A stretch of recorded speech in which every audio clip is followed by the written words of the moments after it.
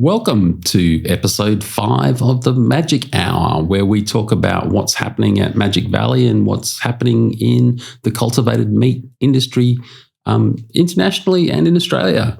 Today, I'm hosting the show because our CEO, Paul Bevan, is off doing CEO things. And my name is Andrew Laslett, and I'm the head of research and development at Magic Valley. So today, we've had some really exciting times at Magic Valley where we've been doing a tasting.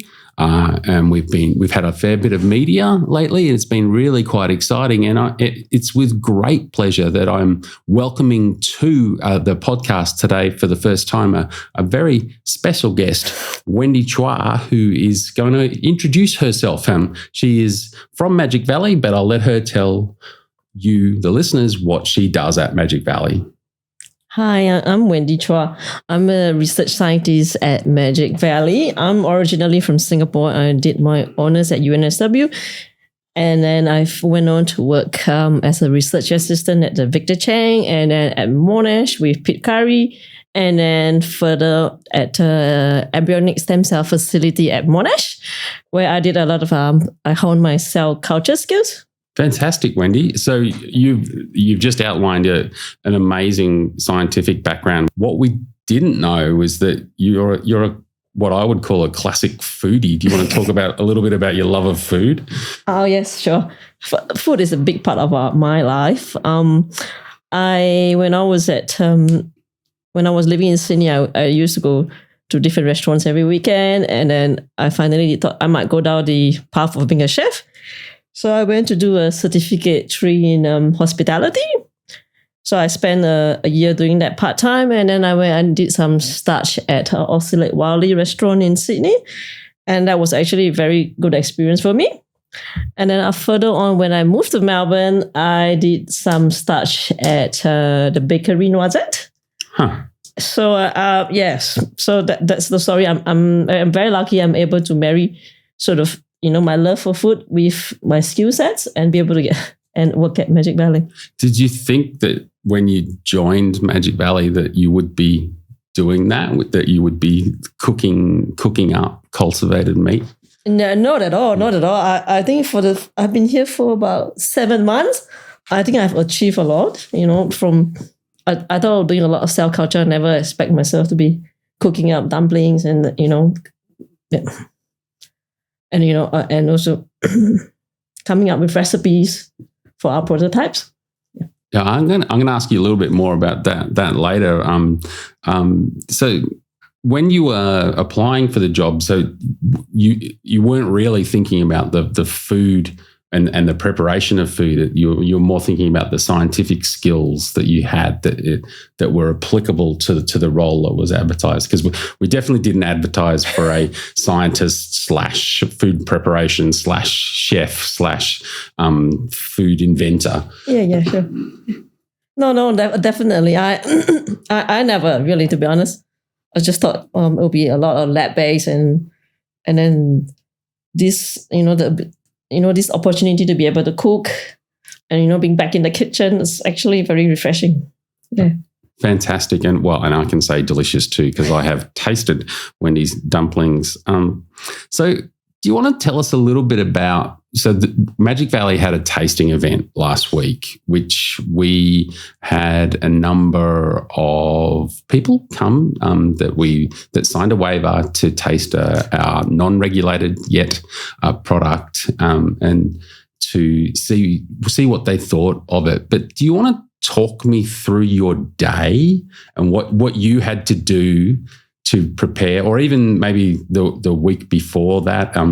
I know you're part of the team and there's multiple people doing things, but do you want to talk me through the preparation at a high level about what happened to prepare the cells and then what happened in the kitchen? Yeah, sure.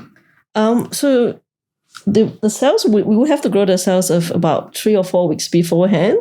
Sort of that involves sort of looking at the cells every day and making sure that they're okay. And also then that they're growing well. And once, they reach a certain confluency, we would expand them into more flasks so we get enough cultivated meat for the tasting.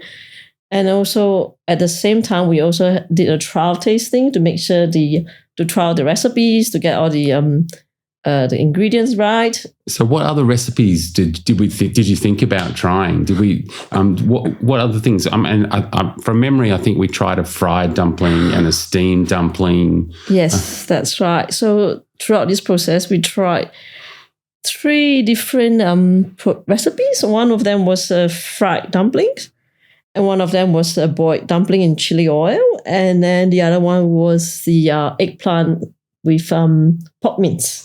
Yes. And so the lab sort of had a tasting, and then we all agreed that the dumpling in chili oil was the best one. So on the day, I don't know, the scientists listening to this podcast, they know that when you grow cells in an incubator, they don't come out in the shape of a pork dumpling. So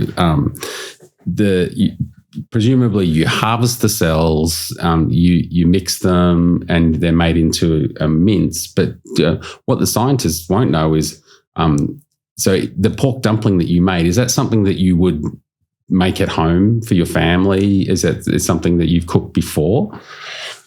Yes, it is something that we have at home. We always have it in I always make up a big lot of it, and then we have it frozen down, and then that becomes a family meal during the week. Oh, fantastic.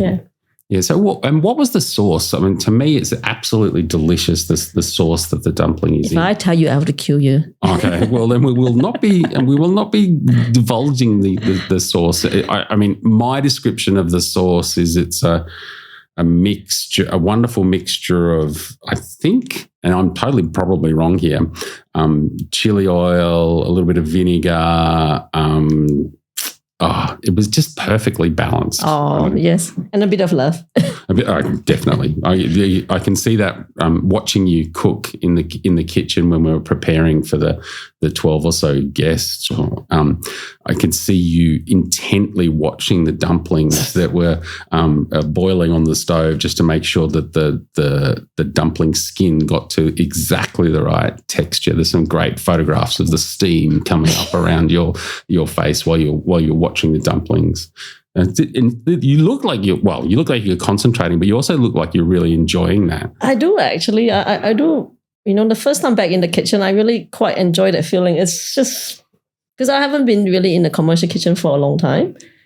So refreshing. It's like, oh, this is a nice kitchen. I have this, I have that. I have so many equipments to play with.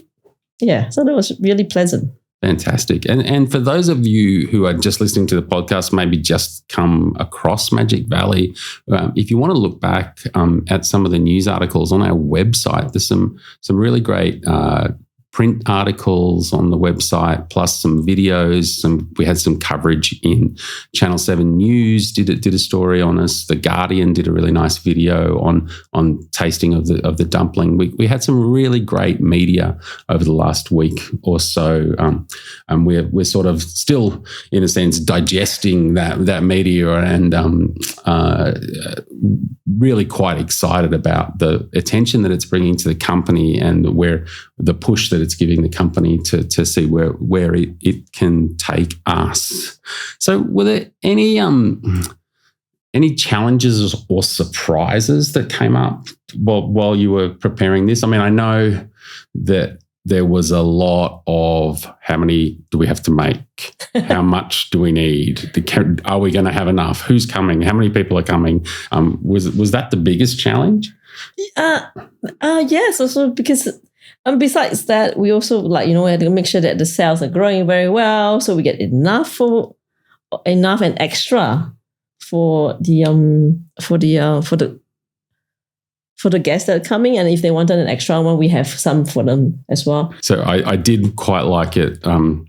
I think this was a joke, but on the night in the kitchen, I'm pretty sure you said if they want a third dumpling, they're going to pay $1 million. So,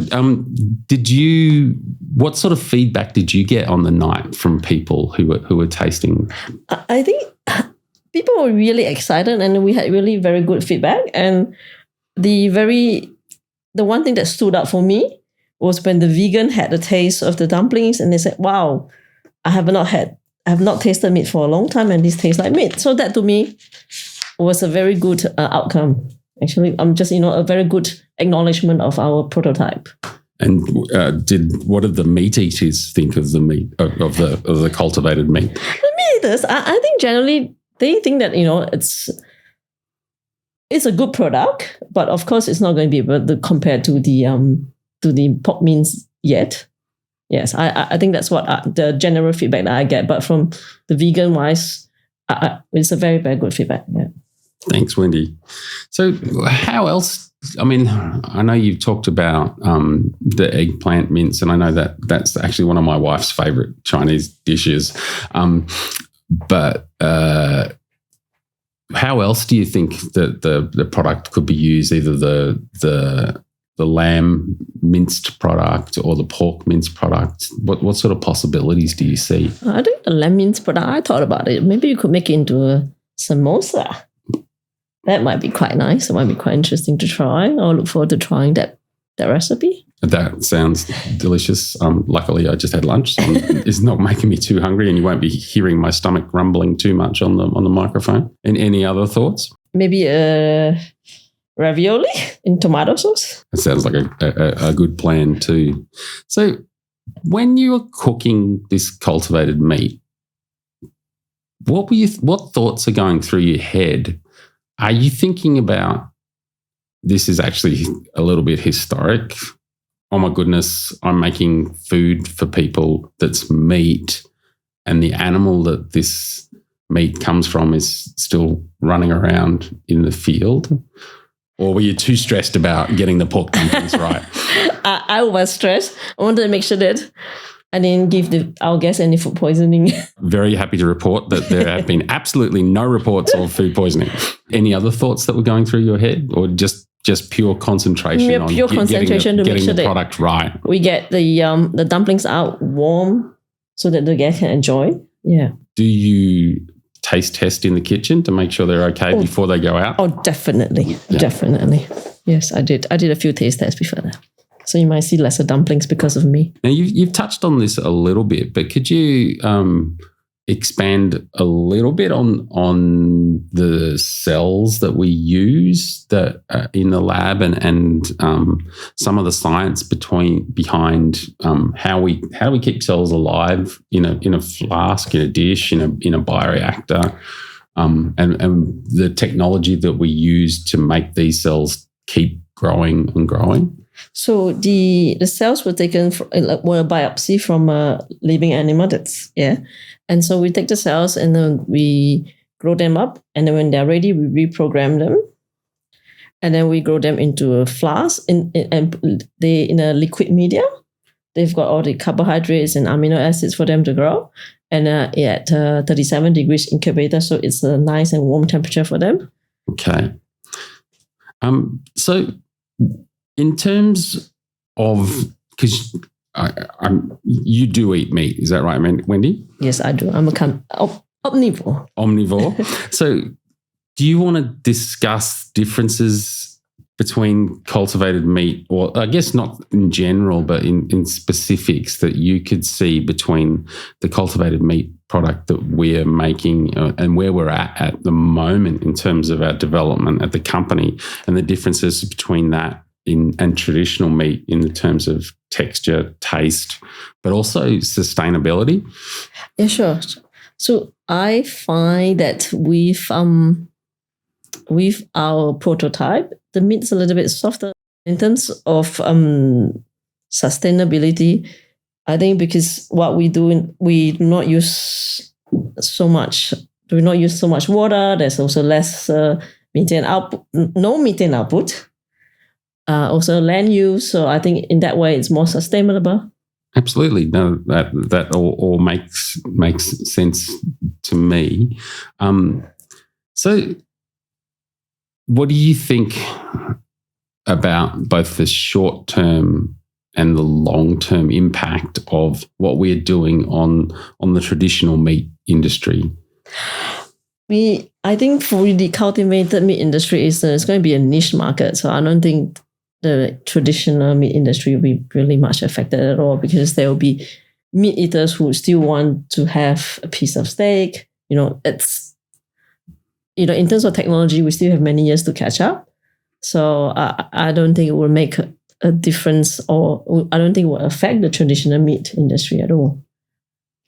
In the short term, but what about in 10 or 20 years? In 10 or 20 years, I think we would be able to come up with a piece of steak, hopefully, and maybe be able to change, the traditional meat eaters' mindset, about having a piece of meat that comes from the lab.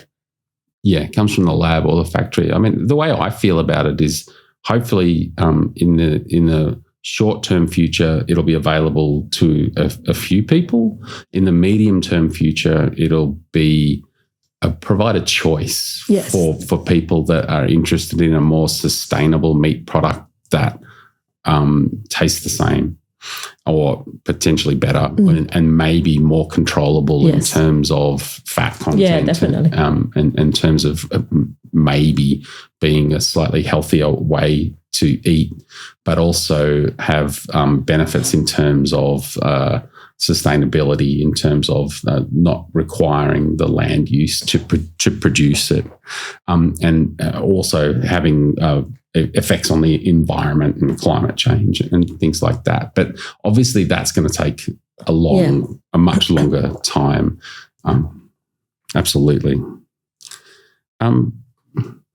So, I mean, I guess I've already really asked what you think about the future, but what do you see for the future of Magic Valley, and what it's going to be in a few years' time? Or what do you hope it to be in a few years' time? I hope Magic Valley in a few years' time will be the forerunner in cultivated meat in the world. But yes. So using our, IPSC technology, I think we'll be able to do that. Now, is there anything else about the tasting or your time at Magic Valley that you want to talk about today, Wendy?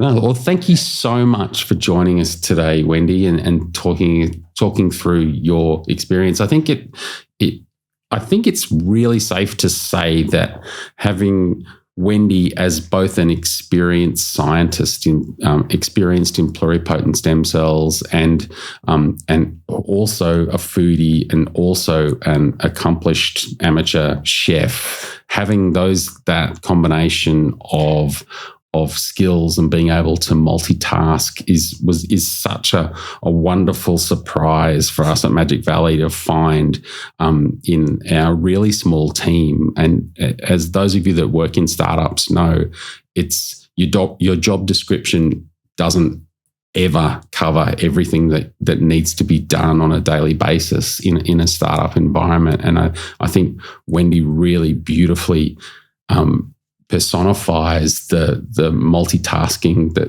is required to go from the science side to the cooking side to the marketing side to the invention of the food that we're going to produce side. So thank you so much for all of that and so much for coming on the podcast today, Wendy, which I know is not your favorite medium. I'm pretty sure your favorite medium is the one that you use in the lab to grow the cells. Yes, right? Definitely. Thank you, Andrew.